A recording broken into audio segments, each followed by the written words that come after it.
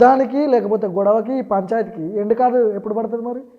ఇట్లనే కంటిన్యూషన్ కొనసాగకుండా పోతుంది కానీ ఒక ఎండు లేదు, దీనికి ఒక పులి స్టాప్ లేదు. అది పులి స్టాప్ జరగాల, మాదిగలకు సామాజిక న్యాయం జరగాలని చెప్పేసి నాలాంటి వాడు ప్రతిసారి చెప్తాను. ప్రతి ఇంటర్వ్యూ రెచ్చగొట్టే మాటలు కనిపిస్తున్నాయి కానీ కాంప్రమైజ్ మీరు కాంప్రమైజ్ అవ్వట్లేదు, అక్కడ కాంప్రమైజ్ అవ్వట్లేదు. ఒక బాబాసాహెబ్ అంబేద్కర్ వారసుడుగా అంబేద్కర్ గారిని ఎవ్వడు చులకన చేసినా ఒప్పుకోను. వాడు ఎవడైనా సరే.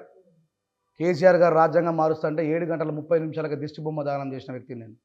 గుర్తుపెట్టుకోండి.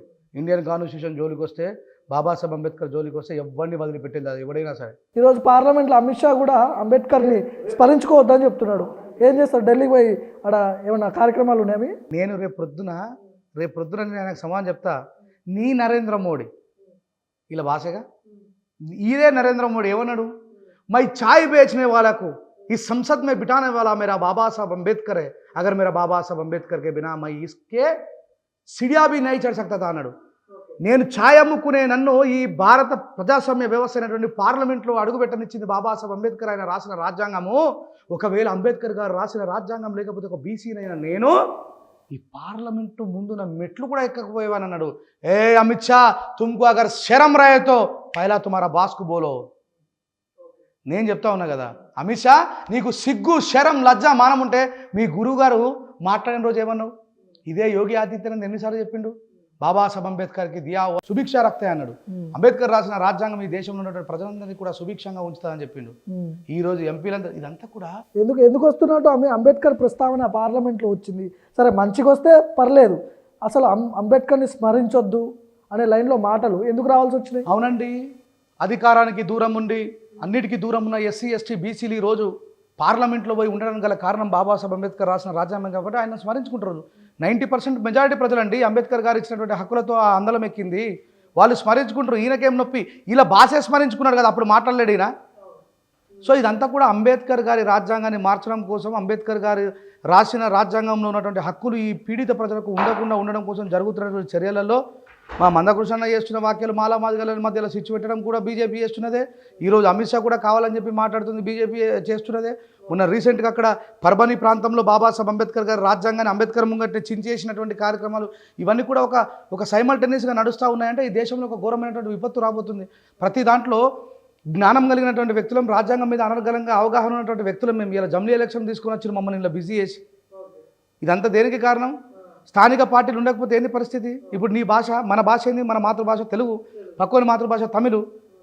జమిలీ ఎలక్షన్ పోతే అయిపోయి కథం, ఇక అయిపోయింది, ప్రజాస్వామ్యం కథం అయిపోతుంది. ఇదంతా కూడా భారత రాజ్యాంగాన్ని మార్చడంలో భాగంగానే మా కృష్ణ మాదిగ చిన్నమంట, అటు పర్బనీలో అంబేద్కర్ గారి రాజ్యాంగాన్ని చింపేయడం ఇంకో చిన్నమంట. ఇలా అమిత్ షా గారు కావాలని చెప్పేసి అంబేద్కర్ ఏ క్యా అంబేద్కర్ రకాయ అని చెప్పి మాట్లాడుతుంది. ఇవన్నీ కూడా సైమల్టేనియస్గా ఈ దేశంలో. మీ ప్రకారం కాకుండా మందకృష్ణ లైన్లో ఎస్సీ వర్గీకరణ ఒకవేళ రేవంత్ రెడ్డి ఇక్కడ చేస్తే ఏం చేస్తారు? మాలలు మీతో ఏమవుతుంది? మాతోనేం కాదు, మేము జస్ట్ 10%, 90% మాదిగలే దాన్ని ఆపేస్తారు. మళ్ళీ చెప్తున్నా, ఎస్సీ వర్గీకరణ ఎవరైతే అనుకూలంగా ఉన్నారో వాళ్ళు ఆపేస్తారో. ఈ తెలుగు రాష్ట్రాల్లో కాదు, మధ్యప్రదేశ్లో, బీహార్లో, ఉత్తరప్రదేశ్లో మాయావతి గారు ఏం స్టేట్మెంట్ ఇచ్చారో తెలుసా మీకు?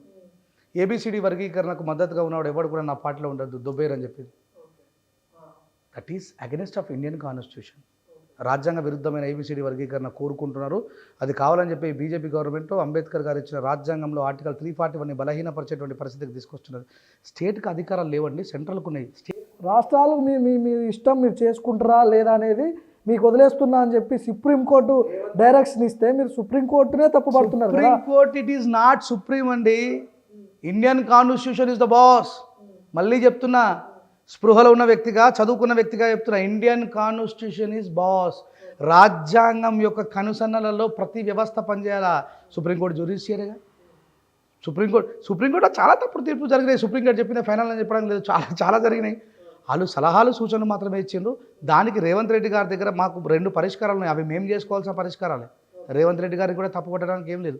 మందకృష్ణతో పాటు మాలా మేధావులంతా కలిసి కూర్చొని జనాభా లెక్కలు చెప్పి ఎవరి జనాభా లెక్క ప్రకారం 15% రిజర్వేషన్ 20 ఆల్రెడీ పక్క రాష్ట్రాల్లో చేసిరు కదండి, తమిళనాడులో చేసిరుగా.